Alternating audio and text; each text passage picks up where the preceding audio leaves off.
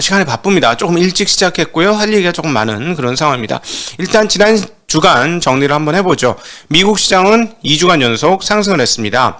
한국도 상승을 했습니다만 지난 한 주간 미국이나 이런 쪽에 비해서는 상당히 열의의 모습을 보여줬고요. S&P 지수 기준으로는 2주 연속 올라서 3월 중순 기록한 저점 대비 8.8%나 반등을 했고요. 52주의 그 최저치 대비로는 18%가량 반등을 했습니다. 역대 최고치 대비해서는 이제 겨우 5.7%밖에 빠지지 않은 반등을 해줬고요. 나스닥은 상승폭이 더 빠릅니다. 그래서 역대 최고치 대비 12%밖에 낮지 않습니다. 20% 넘게 빠졌었는데 다우도 역대 최고치 대비 5.6% 낮은 수준까지 와 있는데요. 차트를 통해서 한번 상황들을 살펴보도록 그렇게 하겠습니다. 네, 먼저 S&P 500 지수 한 달짜리 차트, 석 달짜리 차트 보시죠. 많이 빠졌다가 저 1월달 조금 더 왼쪽으로 더 가면 조금 더 높죠. 그 고점에서부터 흘러내리기 시작해서 쫙 빠졌는데 빠졌다가 이번에 반등이 아주 드라마틱하게 잘 이루어졌습니다. 그래서 3월달 2주간의 상승으로 인해서 상당폭 회복됐고, 근데 왼쪽 아주 짧은 별로 중요하진 않겠습니다만 아주 짧은 그 차트 흐름으로 보면 왼쪽에 올라갔다 떨어진 그 꼭지에 닿았어요. 그래서 조정할 수 있는 가능성은 있다, 이렇게 보시면 될 것 같고요. 나스닥도 한번 보도록 하죠. 나스닥도 궤적은 거의 비슷합니다. 나스닥도 궤적이 크게 다르지 않고요. 보시다시피 거의 똑같죠. 그 대신에 왼쪽 위가 높았고 또 바닥의 폭이 진폭이 훨씬 더 크다라는 점, 그거 감안하시면 될 것 같고, 그렇게 지금 떨어졌다가 지금 반등 2주간 많이 했는데, 여기도 마찬가지로 지난번 반등한 자리에서 꺾인 그 자리까지 왔기 때문에 기술적으로만은 약간의 매물벽을 만났다, 이렇게 보시면 될 것 같습니다.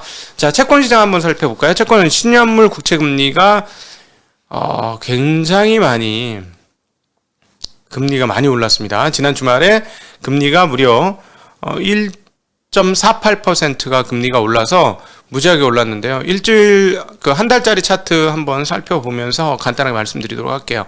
자, 왼쪽에 보시면 왼쪽 끝에가 한 달 전인데 2.0% 정도 수준이었어요. 거기서 추가로 금리가 빠졌으니까 뭐예요? 채권 가격이 올랐어요. 왜냐하면 이제 금리 인상 그 정도 하면 이 정도면 됐겠지 하고 생각을 했다가, 그래서 2%대까지 올랐던 게 다시 빠졌다가 분위기가 심상치 않아지죠. 네, 25bp가 아니라 50bp 가능성이 점차 높아지자 올랐고요. 이제 50bp가 한 번이 아니라 두 번일 수 있는 가능성이 펼쳐지게 되자 지난 주말에 쇼크를 먹었습니다. 그래서 하루에 저렇게 보시면, 마지막 날 보시면 금리가 수직 상승하고 옆으로 기고 있죠. 오늘 또 어떻게 되는지 봐야 되는데, 하루에 무려 14.8bp나 금리가 폭등을 하면서 채권이 연내 최저치 가격을 찍는 그런 양상을 보여줬습니다. 자, 자, 그 다음에 이번 주에 있을 중요한 몇 가지 지표들을 살펴보도록 하죠. 3월 비농업 신규 고용자 수가 발표가 되어지고요. 이제 스케줄표도 같이 보면서 하도록 하죠. 3월 비농업 신규 고용자 수가 상당히 중요한데요. 이번 주에 예상치는 46만 명입니다. 그리고 이번에 예상치 46만 명 수준 전달에 67만 명보다 한 20만 명가량 줄어드는 거예요. 그러니까 상당히 신규 고용은 줄어든다. 그러나 실업률은 3.8에서 3.7로 낮아질 것으로 예상하는데요. 3.7이 얼마나 낮은 거냐면 50년 내 최저 실업률이 얼마였냐면 3.5%였습니다. 그러니까 엄청나게 실업률이 낮아진다는 거 우리가 확인할 수가 있겠죠. 그 다음에 개인 소비 지출 PCE 가격지수도 발표가 되는데요. 근원 PCE 가격지수는 지난 1월에는 5.2%였습니다.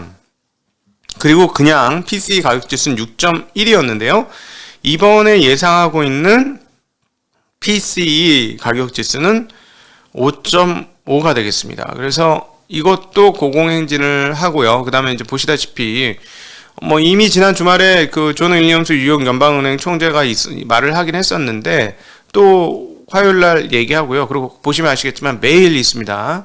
매일 월요일날은 댈러스 여는 총재, 화요일날은 뉴욕, 그 다음 필라델피아 여는 총재 그다음 수요일에는 리치먼드, 캔자스, 애틀랜타 그 연은 총재들의 발언이 있고, 그 다음에 31일에는 뉴욕 연은 총재, 그다음 4월 1일 금요일에는 에번스 시카고 연은 총재. 이미 우리는 한 번씩 들어서 알고 있죠. 이분들이 어떤 얘기를 할지. 그리고 또 금요일에는 ISM 제조업 PMI 지수가 이렇게 발표가 됩니다. 자, 그리고 러시아 우크라이나 전쟁 상황은 쉽게 끝날 거라고, 빨리 끝날 거라고 생각했던 생각과 달리 중기화되고 있습니다. 그렇다면 결국 유가의 고공행진 상황들은 당분간 유지될 것이다 라고 볼 수가 있겠고, 휴전 소식이 들어온다면 그때는 빠르게 유가 고공행진에서 숨고르기하고 하락하는 그런 양상 보여주겠죠. 그러나 그럼에도 불구하고 과거하고 좀 달라진 흐름들을 확인할 수가 있는데, 그건 뭐냐면 오펙 플러스의 행태와 행보가 좀 달라졌다라는 거예요. 즉 그 누구보다도 사우디의 입장이 많이 달라졌다라는 것이죠. 지난 주말 아주 급하게 조금 편성해서 올렸던 빈센트님과의 대담에서 이 얘기가 좀 나왔는데, 사우디 계속 저희가 말씀드렸습니다만 미국의 원유 생산량은 사우디보다 압도적으로 많습니다. 일평균 원유 생산량이.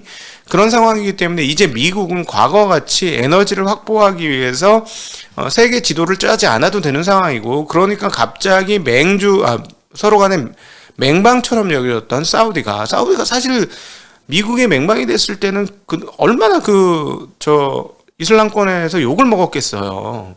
그러던 사우디한테도 이제 안사가 입장이 바뀌었습니다. 고객이 아니야 더 이상. 사우디 어떻게 됩니까? 사우디 오히려 그 반군한테 정유시설 폭파당하고 이런 거가 기분은 나쁘지만 우리 잘못은 아니야 이러면서 유가 올라가는 게 우리 잘못은 아니야 하고 내심 이거는 뒤쪽에서는 좀 웃고 있는 게 아닌가 할 정도로 유가 상승을 지금 누리고 있습니다. 그리고 공급을 늘려주지 않을 거라는 거 계속해서 우리한테 보여주고 있죠.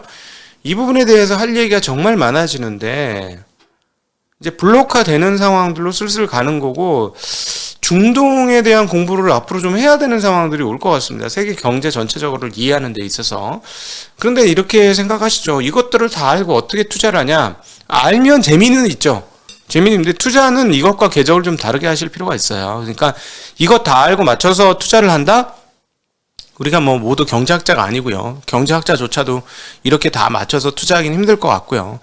그냥 저희 입장에서는 그렇습니다. 일반인들이 가장 투자하기 좋은 방법은 저렴한 주식을 사서 배당을 많이 주던가, 아니면 확실하게 이익 대비 주가가 저평가되어 있는 놈들을 사서 언젠가 오를 그런 주식을 사놓자 하는 그런 기조가 일반 투자자들한테는 가장 좋지 않을까 하는 생각을 다시 한번 해보고요. 자, 그 다음에 나토 회의에서도 이 블록화에 관련된 제가 보기엔 블록화와 관련된 논의가 좀 일부 있었다라는 생각이 되어지는데, 왜냐하면 일단 이번 우크라이나 침공 사태로 인해서 미국과 EU가 모두 러시아 에너지 의존도를 감축하기로 협력했습니다. 지금 현재 천연가스의 40%를 러시아로부터 사가지고 오는데요. 앞으로 미국이 2030년까지 연 500억, 이게 뭐야? 제곱미터야? 3제곱미터야? 입방미터? 입방미터 정도 되는 것 같죠?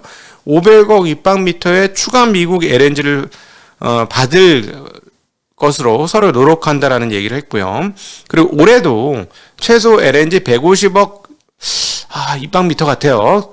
추가 공급하기 위해서 노력할 것이다라고 이야기를 했습니다. 자, 이번에 가서 그 얘기를 할 것 같았죠. 미국이 야 러시아 거 쓰지 마. 니네 자꾸 러시아 거 쓰니까 이렇게 되는 거잖아. 야, 저한테 물건을 사주고 그래. 그럼 어떻게 해요? 우리 없는데. 우리 얼어 죽으라고? 미친 거 아니야, 당신? 이러는데, 우리가 줄게. 근데 우리가 주는데 말이죠. 아무리 싸게 만들어도, 아무리 싸게 해도, 파이프보다 쌀 수는 있을까요? 그냥 수도꼭지 틀 물 나오는 거하고, 물차로 갖고 와서 물 대는 거하고, 그럼 물값이 같을 수 있어요? 안 되죠. 자, 이러면서 또 우리는 이런 생각, 야, 이거 조선주 앞으로 어떻게 되는 거야? 이런 생각 또 투자자들은 해야 되죠. 야, 이거 조선주 기회 오는가? 이런 생각. 자, 어쨌든 아마도 그렇다면 거의 가스값을 안 받고 넘겨줘야 될 거예요. 운송비만 받고 넘겨줄게. 만약 그렇다면은 뭔가 블록화가 되는 거죠. 근데 요 전에 무슨 사건이 있었나요? 인텔이 유럽 공장에 100조 원이라는 어마무시한 돈을 투자해서 반도체 공장, 아마 파운드리 공장이 되겠죠. 짓겠다고 이야기를 했어요. 그러니까 지금 미국이 GDP 80% 정도까지 쫓아온 중국을 떨궈내기 위해서는 혼자 힘으로 안 된다는 느낌을 받은 것 같아요. 2008년도 찬스를 놓친 거죠. 2008년도 리먼 사태로 인해서 중국 GDP가 절반을 넘어서는 순간 그때 떨궈냈어야 되는데 그때 못하니까 자 이제 어떻게 해? 힘을 합해서 동맹국들과 힘을 합해서 인종이 같잖아. 동맹국들과 힘을 합쳐서 뭔가 블록화를 하면서 저쪽을 밀어내고 이쪽의 생산 시스템을 다시 재편하는 그래서 저쪽을 밀어내는 첨단 기술주에서 밀어내는 그런 식의 행보가 아닐까 이 에너지까지 문제로 해서 그럼 또 여기서 투자자들은 뭐가 읽혀요? 야 이거 글로벌 인플레이션 이거 기조조정이 되겠구나 이런 것도 또 읽히는 거죠. 당연히. 왜요? 야 옛날에는 공장 한 개로 다 효율적인 공장 한 개로 다 주고받고 다 했어. 근데 지금 공장이 두 개여야 돼요. 그럼 재고 관리가 어떻게 됩니까? 각자 재고 관리를 해야 되죠. 그럼 재고가 늘어납니까? 안 늘어납니까? 늘어나죠. 그럼 재고는 비용이에요. 그렇죠? 비용이 늘어난다는 거는 인플레이션율이 올라간다라는 얘기가 되지 않을까요? 그래서 야 이걸 보면서 앞으로 인플레이션이 진짜 구조화되는 상황들로 가는 거 아닌가 싶습니다. 다 이제 또 오늘 우리나라에 영향을 미칠 뉴스 중국 상하이시가 푸동지구와 푸서지구로 나눠서 셧다운을 시작합니다. 현장에 계신 분들로부터 직접 들은 얘기인데요. 어제 연락이 왔는데 금일 저녁 9시 발표로 내일부터 상하이는 동서로 나누어서 푸동 지역은 내일 새벽 5시부터 4월 1일까지 목요일 오후까지 5시까지 전면 봉쇄하고 이어서 푸서 지역을 4월 5일 24시까지 봉쇄한다고 공표하였습니다. 근데 이제 하나 유의할 게 뭐냐면 청명절 지금 막 날씨 너무 좋잖아요. 우리는 뭐 이제 식목일이라보다는 4월 1일부터 5일까지가 청명절 연휴입니다, 원래. 그러니까 연휴 맞이하기 전에 지금부터 해서 셧다운을 지금 진행을 하는 거죠. 그래서 여러분 뭐 자전거 타고 야외 활동 앞으로 일주일간 열심히 잘 하시면 될 것 같아요. 자, 일단 상하이 청명절 연휴니까 이렇게 셧다운 하니까 다른 데는 돌릴지 모르겠습니다만 어찌 되었건 중요한 지역이 쓰니까 공기가 조금 좋아지지 않을까라는 생각을 해봅니다. 테슬라 공장도 푸동에 있는데 그러면 여기도 셧다운 하겠죠? 그럴 것으로 판단되어집니다. 거기도 셧다운 할 것이다 라고 보여지고요. 그러니까 이게 지금 어떻게 할 거냐면 두 지역으로 나누어서 4일씩 정면 락다운, 그다음 전수 검사를 돌입한다라고 김경환 애널이 우리한테 알려주고 있습니다. 그래서 8일간 도시 기능이 반반, 4일 이렇게 푸동과 푸서 지역으로 나누어서 셧다운을 할 것이다 라고 지금 전해주고 있습니다. 자 이제 본격적으로 우리들의 이야기를 한번 시작해 보죠. 주간 한동안 어떻게 흘렀는지 그리고 지금 현재 우리에게 주어진 뉴스는 무엇인지에 대한 이야기를 나누었고요. 자 금리 급등을 어떻게 볼 것인가 라는 거예요. 이게 이제 일반 주린이들 입장에서는 사람들이 이 얘기 저 얘기 하다 보면 이 얘기 하면 이 얘기 같고 저 얘기 하면 저 얘기 같고 왔다 갔다 하잖아요. 자 이럴 때 어떻게 해야 되냐, 우리가 더 유리한 게 있습니다. 일반인들이 저도 이런 측면에서 일반인들, 왜냐하면 저 경제 경영 학도가 아니잖아요. 회계도 안 했습니다. 저 그냥 인문학이에요. 그냥 문학 소년까지는 아니지만 하여튼 그 동네 친구였죠. 그러니까 저는 여기 와서 막 이렇게 숫자로 막 돌아가는 상황들이 처음에는 굉장히 생경했고 어렵고 적응하는데 시간이 걸렸는데, 그러면서 이제 경제학을 쫙 보니까 얘들 진짜 신기한 애들이네 라는 생각을 많이 했습니다. 케인지언하고 전통 경제학자들하고 서로 말도 안 한다잖아요. 그래서 우리가 경제학을 그렇게 보면, 우리 입장에서 보면, 인문학 하는 친구들, 인문학도 입장에서 보면 경제학이라는 건 사이언스가 아니구나, 이데올로기구나, 이런 거 바로 느낄 수 있죠. 우리 옆에서 보면 바로 보이거든. 왜냐면 사이언스면 새로운 그런 내용이 나오면 받아들이면 되거든. 서로 못 받아들이는 건 이념이니까 서로 싸우는 거예요. 그리고 가장 웃긴 그것 중에 진짜 웃긴 게 뭔지 아세요? 경제학에서 나는 경제학을 봤을 때 얘들 미쳤구나 라고 했던 게, 인간은 합리적이라는 거야. 뭐? 인간이 합리적이야? 니들이 이성을 알아? 니들이 감성을 알아? 내가 이성 가지고 고민을 엄청 했는데 이성이라는 게 그렇게 항상 잘 돌아가는 게 아닌 것 같은데 이상하다. 인간이 합리적이라고? 진짜 웃기는 소리네. 거기서부터 이제 저의 경제학에 대한 신뢰는 완전히 금이 갔죠. 인간에 대한 기초가 다 잘못됐어. 인간이 어떻게 합리적이야. 결혼 생활 해보신 분들은 압니다. 결혼 생활 해보신 분들은 남편과 부인의 대응을 보면서 이것들이 어떻게 합리적인가? 조금 한 6대4 정도로 남편 입장에서 이해하기가 조금 더 힘들어요. 합리적인 인간이라는 가설을 이해하기가 좀 힘들어. 부부 생활 해보면 알아요. 이거 해보면. 자, 죄송합니다. 자, 어쨌든 그러니까 경제학자들이 이야기하는 거를 다 이렇게 받을 수가 없고요.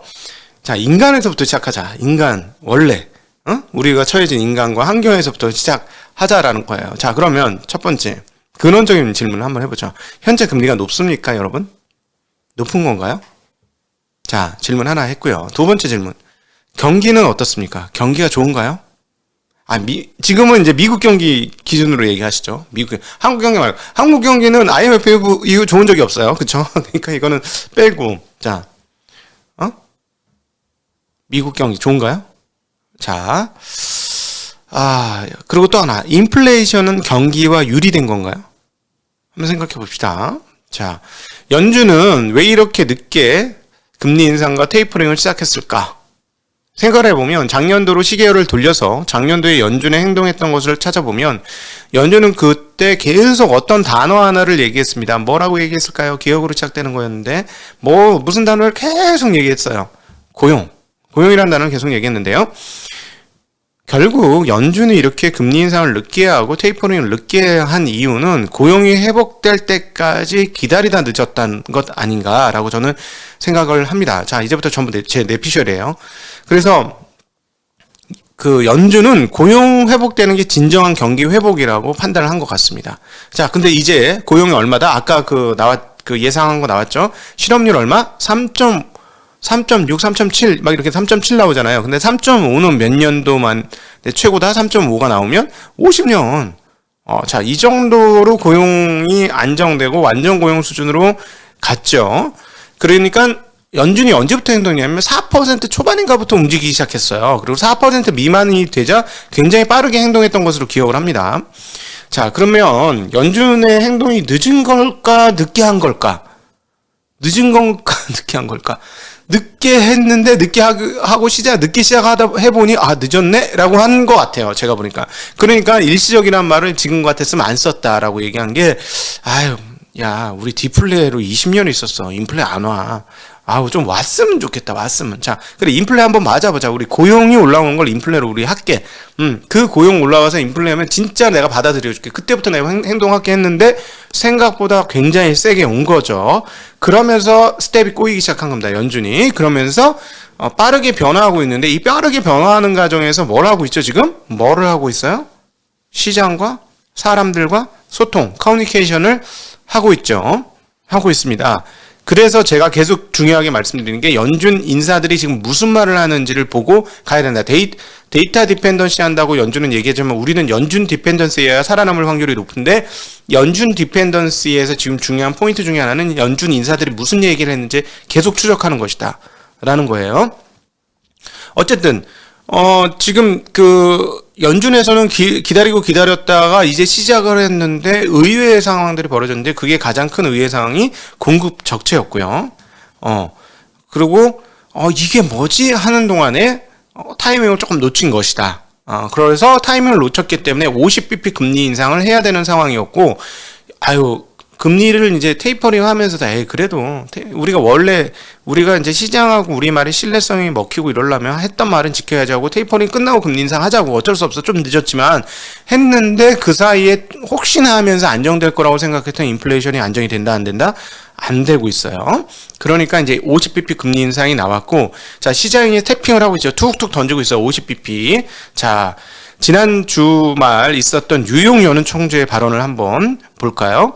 존 윌리엄스 뉴욕 총재 데이터가 지지한다면 50bp 인상 논의가 가능하다라고 얘기했고요. 그 다음에 25bp, 50bp 인상 모두 가능하며 상황에 맞게 대응해 나갈 것이다. 그리고 물가는 매우 높지만 중장기 인플레이션 전망은 매우 안정적이다. 정책 대응은 안정적 물가 흐름을 강화시키는 데 초점을 맞춰야 할 것이다. 라고 얘기했고요. 의도하지 않는 파급 효과나 변동성을 피하기 위해서 시장과의 소통이 필요하다라고 얘기했고, 미국과 다른 국가들의 긴축 정책은 투자자들을 불안하게 만들지 않았고, 정책에는 변화가 있겠지만 글로벌 금융시장 혼란은 미미한 수준이다라고 얘기했습니다. 자, 저는 어떤 느낌이 드냐면 연준이 인플레이션 일부는 감안했다라고 봐요. 왜냐하면 중립금리도 올렸고, 그 다음에 그 타겟 있잖아. 평균 에버리지, 평균 물가 타겟팅 있잖아요. 평균 물가, AIT인가요? ATI인가요? 그 평균 물가 타겟팅을, 높였잖아요, 조금. 그러면서 인플레이션을 의도한 부분이 저는 있다고 봐요, 연준이. 근데 생각보다 지금 세게 나왔기 때문에, 금리를 빠르게 올려야 되는 상황으로 몰렸다. 그러나 아직까지 연준은 조금 여유가 있다. 왜? 장기 기대 인플레이션이 어떠느냐가 아직 여유가 좀 있어요. 5년 기대 인플레이션이 아직은 3% 정도 수준이에요. 그러니까 이것까지 올라오면 진짜 급해지는데, 아직 여전히 연준 인사들은 무슨 얘기를 하냐면 하반기 되면 전년도 기고효과가 있기 때문에, 전년도에도 높았기 때문에 전년 대비 금리 인상, 인플레이션, 물가 상승률은 꺾인다. 그건 뭐 정해진 미래다라고 생각을 하고 있어서 조금 여유 있는 행보가 있는데, 만약에 하반기에도 5% 이상의 물가가 계속 헷갈리네, 저도. 물가가 유지가 된다면 상당히 급할 것이고, 그 중에 하나가 50bp 빅스텝으로 나온 것이고, 5월 달에 50bp 빅스텝하고, 그 다음에 5년 그 인플레이션 기대율이 오르면 또 50bp 할 거다. 이렇게 생각하셔도 크게 문제는 없을 것이다 라고 생각되어지는데요. 만약에 5년 기대 인플레이션이 많이 오르면 약간 좀 충격을 받을 겁니다. 그거는 인정해야 될 것 같고요. 만약 이 5년 인플레이션이, 기대 인플레이션이 막 5%를 향해 가는 그런 일이 있다. 이렇게 되면 시장은 상당히 좀 충격을 받을 것이고, 그 다음 채권 시장은 스태그플레이션 프라이싱 할 것이고, 그럴 것 같습니다. 근데 그럼에도 불구하고 모두의 첫 번째로 제가 이 이야기를 들을 때 했던 질문을 다시 한번 하겠습니다. 현재 경기는 좋은 것인가? 그러면 경기하고 인플레이션 중에 더 중요한 건 무엇일까? 라는 거죠. 지금 우리가 20년간 디플레 환경에 있어 왔고, 그 다음에 채권 시장에 40년 장기 랠리를 해왔어요. 이 정도 20년만 해도 고정적인 확정된 미래야. 20년을 똑같은 일이 벌어지면. 근데 지금 40년을 그래왔다는 거죠. 그렇다면 채권 인사들 입장에서는 금리가 낮아지는 방향으로 항상 경기는 틀 것이다라고 생각을 안 할래 안 할 수 없다고 좀 봅니다. 그래서 계속 제가 이제 채권에 계신 분들은 이라고 가정을 하면서 설정을 하면서 얘기를 많이 드렸던 이유예요, 그게. 그래서 제 생각에는 채권 시장은 앞으로 불경기가 온다고 확신하고 있을 거예요. 금리가 올리면. 근데 보다 중요한 건 뭐죠? 정말 경기가 좋은지 여부가 핵심 아니겠습니까? 경기가 좋으면 금리 상승하는 거 받아냈던 적이 언제입니까? 물론 그때는 과열이었긴 하지만 2005년, 6년, 7년에 미국 부동산 시장 아니었습니까? 금리를 아무리 올려도 부동산 가격이 올랐어요. 한번 방향 타서 금리가 상승하면 경기가 상승하면 금리에 그렇게 크게 연연하지 않을 수도 있다는 걸 우리는 과거에 경험을 했습니다. 그래서 계속 제가 중요하게 보는 거는 경기는 살아있느냐, 이 여부가 중요하다고 보고요. 그러나 채권 진영에서는 끊임없이 스태그플레이션은 얘기 앞으로 하게 될 것이다. 왜냐하면 그래야 돼. 우리 주식시장이 오를 거예요. 내일이면 올라요. 모레면 올라요. 다음 주면 올라요. 하는 것과 채권 시장이 경기가 꺾일 거야, 스태그플레이션 올 거야 하는 거는 똑같은 궤적이라고 저는 생각을 합니다. 예, 냉정하고 냉철하고 객관적이고 중립적이려고 노력은 하지만 어쩔 수 없는 보유 편향이 있다라는 것이죠. 그래서 앞으로 스태그플레이션 얘기를 할 때 그분이 채권 진영의 사람인지 주식 진영의 사람인지 한번 고민을 해야 되고요. 그리고 그 발언이 고민해서 자기 스스로 나온 건지 남에게 그대로 옮기는 것인지, 정말 증권계에 있다 보면 말하시는 분이 많이 있는데, 어떤 분은 오리지널로 발언하는 사람이 있는 반면에 어떤 분들은 그냥 남에게 그냥 전하시는 분들이 있어요. 그런 측면에서 최근에 오리지널로 발행한 오리지널 시리즈 3건이 이제 김일국 사장님한테 나왔었죠. 아주 재미난 3건이었어요. 3건의 그 유튜브 동영 영상이 나왔는데 그건 아마 재밌게 연결되어 있어요. 그분의 이야기, 저도 상당 부분 아무래도 주식 베이스다 보니까 그런데 장기 미국 경제 성장을 좀 미국은 대비하고 있다라는 얘기였어요. 그 첫 번째 그 시리즈에서 첫 번째가, 그러면서 뒤의 공포가 그동안에 우리가 엮였던 그런 디플레이 공포가 아닐 것이다라는 논의였습니다. 네. 그리고 FOMC에 대한 그 행태에 대해서 얘기를 하셨죠. 거의 저는 이번에는 김일군 상무님 잘 안 나오셔가지고 이런데 불러도 모셔도 안 나오니까, 근데 어쨌든 굉장히 동의하는 내용이고요. 자, 어쨌든 지금 상황은 만약에 연준이 미국 경기를 죽이면서 금리를 인상할까요? 그에 대한 고민을 한번 해봐야 되겠죠. 그러니까 그러진 않을 거예요. 그러나 이제 하나 주의할 건 있습니다. 어찌되었건 금리가 상당히 크게 올라갈 것이고, 자, 그러니까 채권 시장은 어렵겠죠? 네, 이 얘기는, 이제 채권 얘기 더 이상 하면 기분 나쁘니까, 그렇게 하고, 금리는 상당폭 올라가겠죠? 자, 그러면 생산성이 만들어지지 않는 기업들은 좀 고민 좀 해봐야 돼요. 즉 뭐냐면 물건 제대로 못 팔아서 매출과 영업이익이 안 나오는데 주가가 고공행진했던 주식들에 대해서는 고민을 좀 해봐야 됩니다.